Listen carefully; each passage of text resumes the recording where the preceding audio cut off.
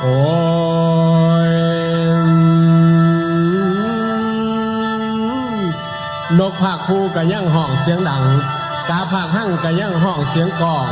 แต่ว่าน้องภาคอ้ายคำเดียวผัดบ่สั่งขั้นบ่เอิ้นสั่งอ้ายพ่อเอิ้นจะสั่งหำนวลใน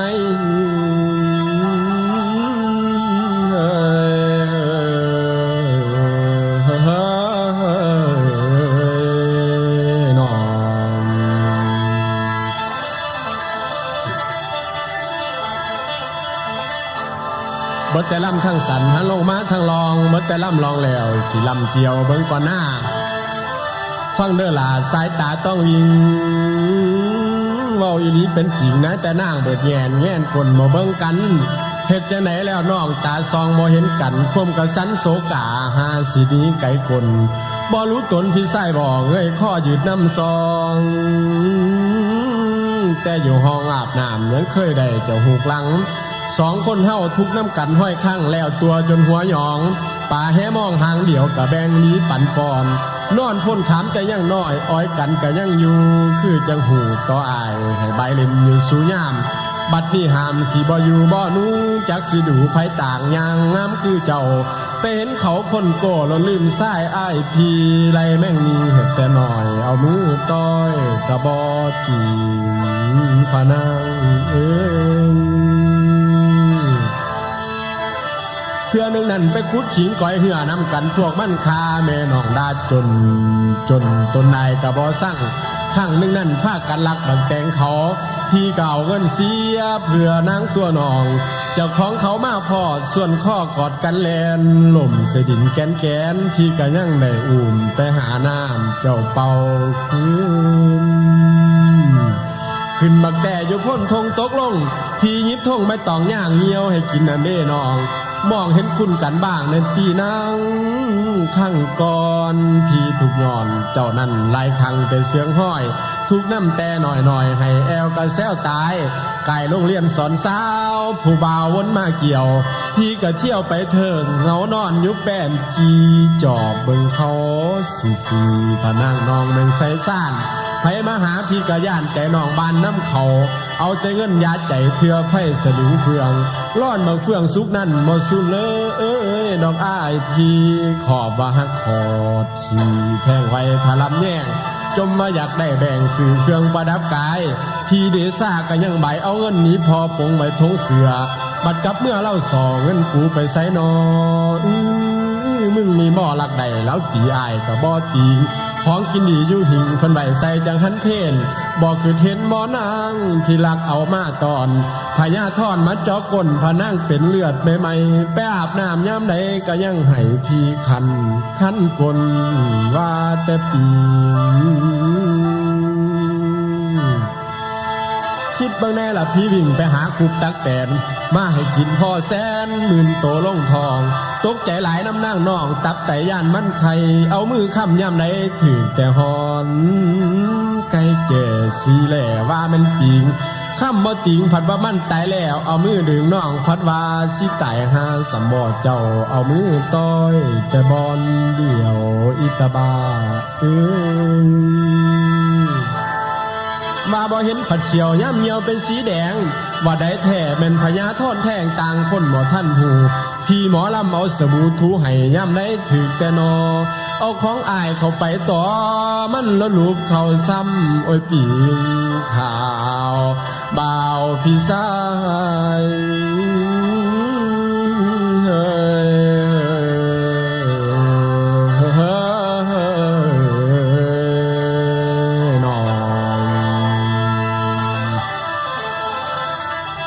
ท่านสีเครียดให้อ้ายถามมาผัดคือไข่เลยดีใจเพี้ยนพักหักกันมาถึงเขาเห็นเขาไปล่ำก่อนหาก่อนแอววนนักเรียนอยู่หลังตั้งลั่งให้กลุ่มเชียร์อองกินยิ้มหลายบาดเจ็บท้องล่ำหลายผัดว่าจอยข้าล่ำหน่อยนั้นผัดว่าอยากได้เงินสื่อเครื่องแต่งตัวลักเอาผัวบอกจักซ้ำคำเดียวบ่บอกสั่งอีหากินมึงเอ้ยเหลือแห่งตั้งเต้าถาหามาให้ชี้ล่ำคำเดียวบ่เลี้ยวสิ่งสลึงเดียวบ่ถิ่มทรงจักสิลงหลบหลางแนวนี้แน่กะไข่ขั้นสิให้พยานมูหัวขวนขั้นสิส่วนไปไทยผัดตั้งใจกันแล้ว สาวหมอลำติดมันแก้วหัวโป่งหลดลงมันสังคูเทศย่านมีเหตุเกี่ยวของสนองคนอยู่ไปคิดว่าโตนี่ได้ซิมก่อนก็เลยอดเอาขันตีแทนทดอยู่ไปเคยใส่เป็นจังไดเดี๋ยวนี้หลายปีบ่ได้ข่าวยามหนาวลมพัดตองผัวน้องบ่ต่างตัวกันของผัวนั่งสั่นหดเย็นเล่นบ่ซื่นขึ้นมาหาบักอ้ายเด้อน้องสิลองแทน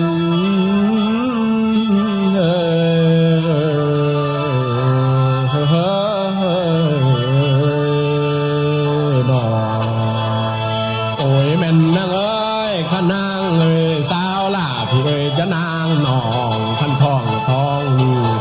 มีนั่นเจ้าไรซ้ำเป็นท่องคำหนึ่งสนอแท้ๆขายได้แม่ละคาสูงจังว่าคำมีนั่นเจ้าไรยางคำหมักทิมอายุเดินบ้านเขาก็เอ่ยแม่ละว่าคำจะคำมีนั่นเจ้าไรยางคำลงใต้ท้องน้อยเขาก็เอ่ยแม่ละว่าคำจะคำมีนั่นเจ้าไรยางคำยุข้อมอมน้อมเขาก็เอ่ยแม่ละว่าคำจะให้ผมเชื่อคุณหรือก็โลกเขาลือว่าคุณมีผัว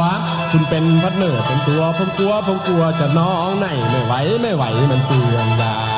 ที่ไม่มีเวลาจะหาซื้อยามาใส่แผลมันเจ็บไปถึงดวงแดเรื่องหนองเรื่องแผลต้องขอไก่กินอยู่ไม่ไหวต้องลาทีลาไม่ใช่ขอลาจากท่านผู้ฟังลาจากของที่เคยพังไม่ขอกับหลังไปเลี้ยวแล่ได้เกิดเป็นแผลแบบน้องในท่านไล่จะลืมแล้วนี่ไปนั่นเจ้าทั้งไม่คนผู้ไข่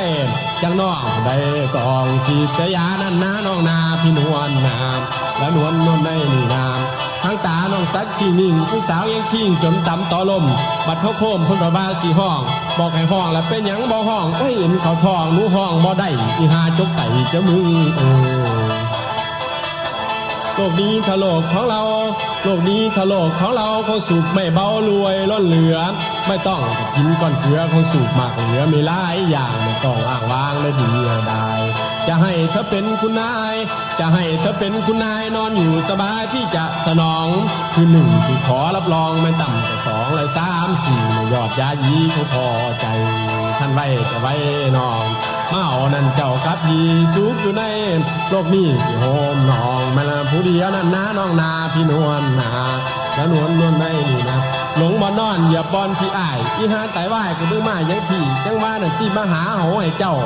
หาเขานี่จังไหนมือคำทีไอ้น้ำที่ขวมที่แข้งโอ้ยข่อยมีแหงเลยพี่อ้าย